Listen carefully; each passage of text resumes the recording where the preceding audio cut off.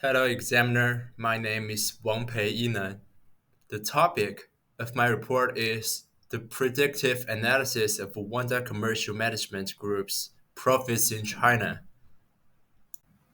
Here are the six details of my report, which are introduction, data, methodology, results, recommendation, and the conclusion.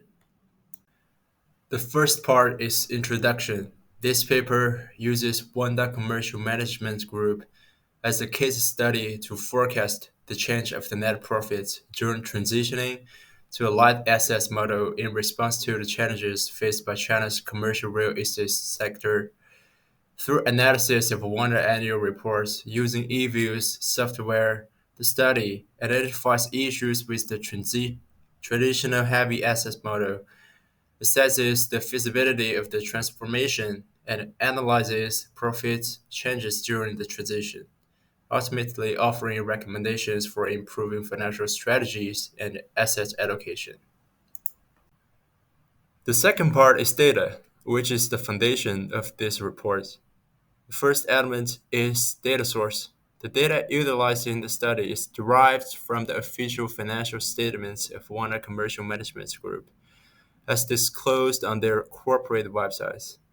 The dependent variables of this report is net profit, and the independent variables are main business income, operating costs, debt ratio, and fixed capital investments. The second element is data collection.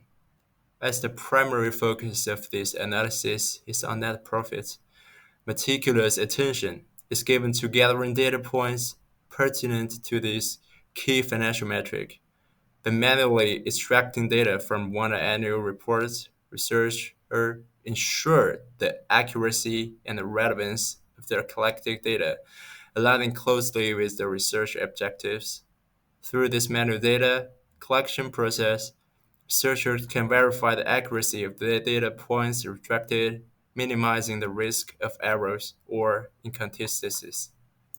The third part is methodology. The process of the prediction of net profit in this report can be displayed on the right, as the picture shown. The data pre-processing. The data originates from the official websites.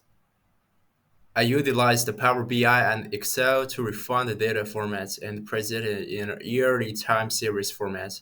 The purpose of these data adjustments is to ensure the accuracy of the data and the continuity and the standardization of the yearly time series, aligning to more closely with the requirements of predictive models. The subtopic of this part is model selection and the application. We estimate the ARDL model using suitable econometric software accounting for potential issues. The estimation procedure provides us with the coefficients that offer insights into the short-term and long-term effects of independent variables on the dependent variables.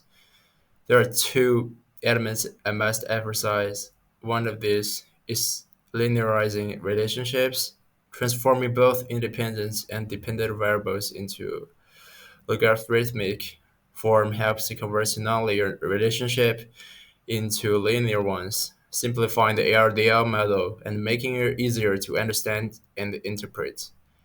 The other one is stabilizing variance. Logarithmic transformation reduces data variance, enhancing stability and reducing heterozygoticity in this model, thus improving its accuracy. It also converts absolute changes into relative changes, making the magnitude of changes at different time points more comparable. The fourth part is results of the ARDR model. From the results, we can conclude that the both R squared and the adjusted R squared values are close to 1, indicating that the model effectively explains most of the data's variability, making it a strong fit. And the F statistic low p-value suggests that the model is statistically significant and can effectively explain the variability in the observed data. The Durbin Boston statistics is close to 2, indicating no significant autocorrelation among the error terms, which supports the model's assumptions. There are still four important tests in this report. The first one is unit root test results. This chart displays unit root test results for 5 time series datasets using the ADF and the PP test at two levels.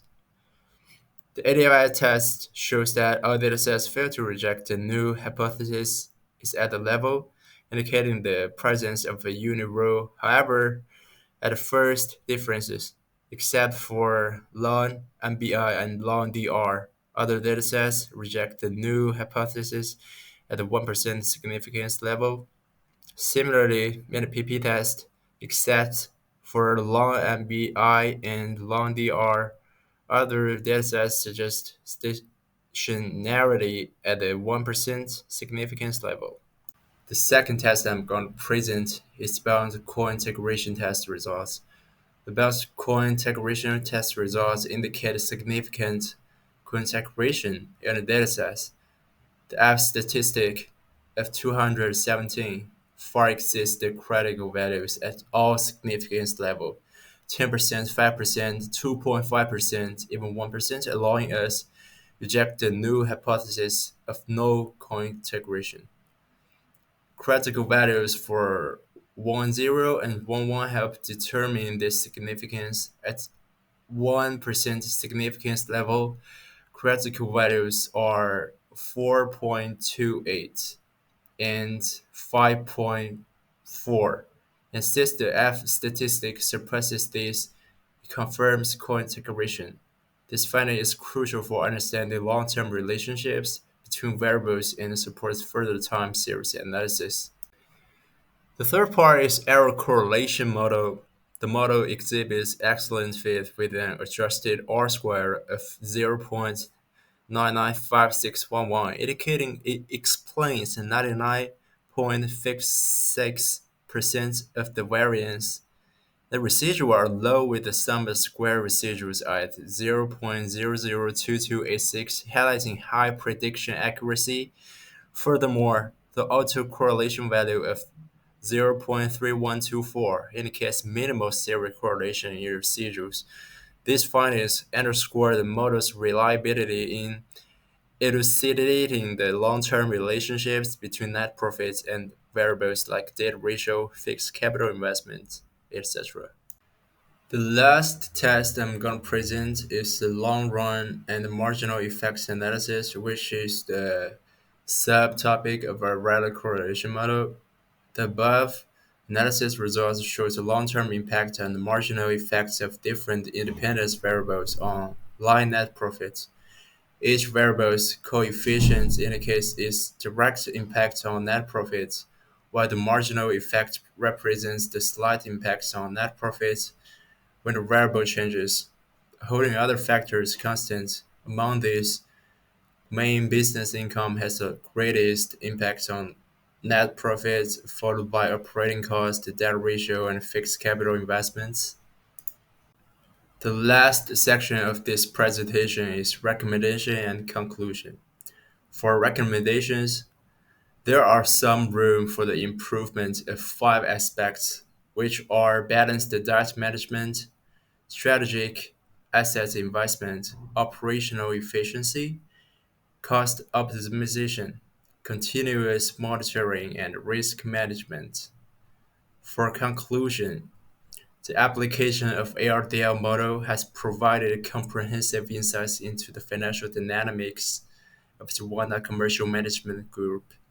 Significant relationships were identified between key variables such as debt ratio, fixed capital investments, main business income, and operating costs with net profits. These findings emphasize the importance of strategic decision making and proactive management in optimizing financial performance. By implementing the recommended strategies and leveraging robust modeling techniques for ongoing analysis and risk management, Wanda Group can enhance competitiveness, maximize profitability, and achieve sustainable growth in today's dynamic business environment. Thanks for watching. Thank you so much.